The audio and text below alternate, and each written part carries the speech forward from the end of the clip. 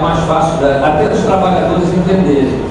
Porque eu entrei num ambiente, respirei aquela substância e imediatamente eu tenho um sintoma, ou às vezes 2, 3 dias depois. Então fica fácil vincular o sintoma com aquela exposição.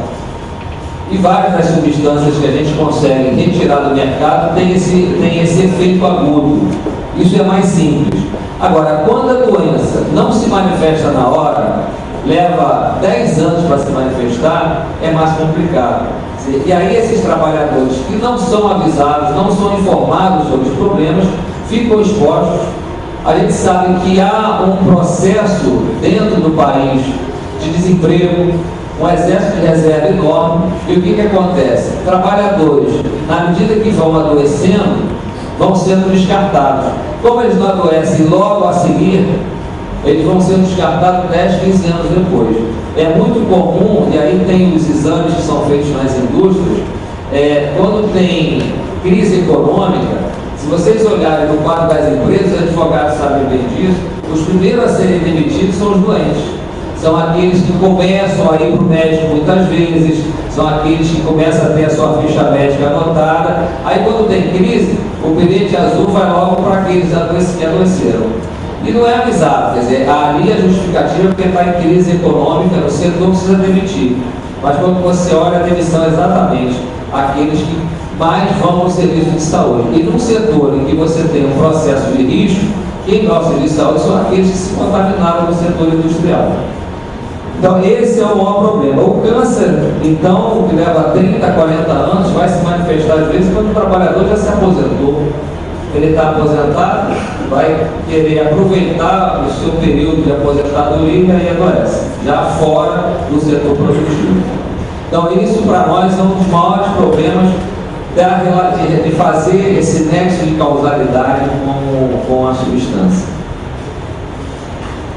Isso para mim é o pior tumor que a gente, se você pegar em termos de câncer e colocar uma nota do que é pior e o que é melhor, esse é o que está na escala mais baixa. Porque o mesotelioma, até o câncer de pulmão, quando você detecta precocemente, você ainda tem alguma saída, às vezes uma cirurgia, a quimioterapia, a radioterapia, consegue às vezes até curar. Eu sempre dou um exemplo, o Chacrinha, ele teve câncer de pulmão e viveu 20 anos ainda com toda aquela energia. Quem lembra, quem é da época do Chacrinha, lembra? Ele foi morrer de uma outra coisa. E ele teve câncer de pulmão, tirou o câncer e ainda viveu 20 anos, com toda a energia. O mesotelioma não. O mesotelioma, a média de vida é de 2 a 3 anos. A maioria morre no primeiro ano de diagnóstico. É um dos cânceres, dos piores que a gente pode ter ideia, é o mesotelioma. É uma massa exatamente na pleura. E como não há dose-resposta, e isso daí eu vou mostrar para vocês vários gráficos da relação do mesotelioma com o amianto, como não há dose-resposta, ela, além de poder ser causadora de câncer entre trabalhadores, nós temos um problema maior, que é a exposição ambiental. Como é baixa a dose, eu posso admitir que pessoas que, mesmo não tendo trabalhado com amianto, podem estar expostas ao amianto, ou na sua casa, ou com determinadas substâncias que manipulam que não sabem que tem amianto, e com isso, então, pode ter o seu mesotelioma 30, 40 anos depois. Eu vou voltar a esse tema daqui a pouco. Então, ela ocorre em exposição inadvertida, domiciliar, enfim, ou paraprofissional. A gente pode passar. Isso é mais ou menos um quadro de riscos. O Chico ele mudou um pouco, mas a gente não tem muita informação sobre adoecimento do Brasil. Estudos epidemiológicos são escassos ainda no Brasil para você dizer qual é o impacto disso em cada setor. Mas isso, mais ou menos, a indústria de fibrocimento, 8 a 11% seria um impacto desses trabalhadores diagnosticados, né? O risco na mineração é sempre menor do que em outros setores.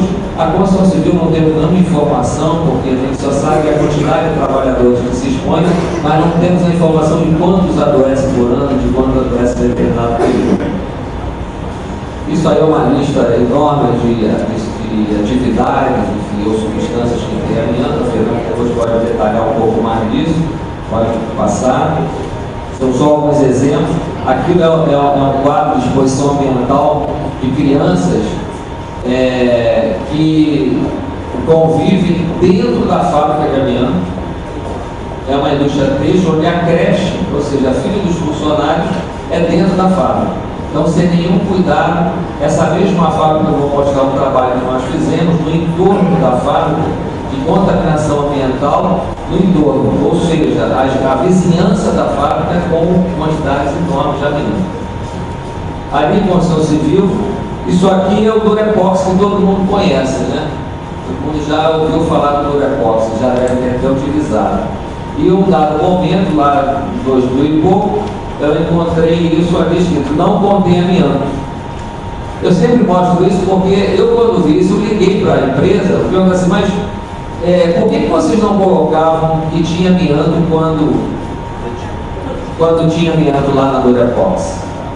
Ah, porque ninguém sabia que isso causava dano. Isso foi a resposta. E por que vocês botam agora? Ah, porque agora é politicamente correto botar. Essa foi a resposta do setor. Isso daí é um crime, porque o Durepox é de utilização doméstica e um risco maior ainda, porque quem coloca um Durepox, por exemplo, e de escola, geralmente você lixa para depois colar de novo aquela superfície. E o ato de lixar, você está gerando pequenas partículas e geralmente você lixa próximo, né, às vezes aéreas. Isso é uma exposição doméstica importantíssima e nunca o setor informou que tinha amianto para a população, até para ela poder se proteger. Já que não é proibido, ela tem que ter o direito de ter informação e se proteger. Aí colocou, mas tem outras escolas que têm amianto e que não vêm informando que tem amianto. Isso é só um exemplo. Vou dar um outro exemplo de uma outra coisa, que é, isso aí eu encontrei no supermercado, é muito interessante, que eu vi assim: livre de asbesto, miúdo de frango.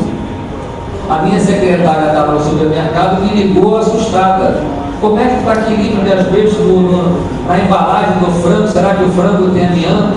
E na verdade é que esse é um setor industrial que exporta para a Europa. Isso é de Santa Catarina, essa empresa.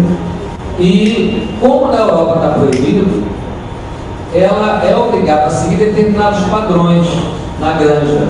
E um dos critérios é: na granja não pode ter cobertura em telhas de amianto.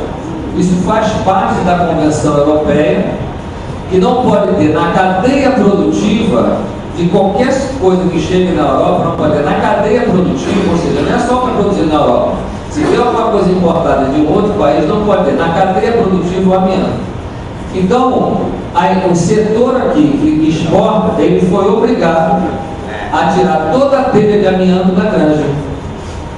E com isso eles são obrigados a botar esse selo. Então, é só para a gente ter uma ideia de como é que a questão ambiental tem um impacto importante nos países do primeiro mundo, que já baniram, e o descuido que nós temos ainda no Brasil com relação a isso. Porque, na verdade, não ter na granja significa proteger os trabalhadores que ali estão trabalhando, né? E, obviamente, é ambientalmente correto. Então, por isso está aí. Na verdade, se fosse supermercado, isso devia ser de um lote para exportação, não exportou, foi parar na prateleira do supermercado lá no Rio de Janeiro.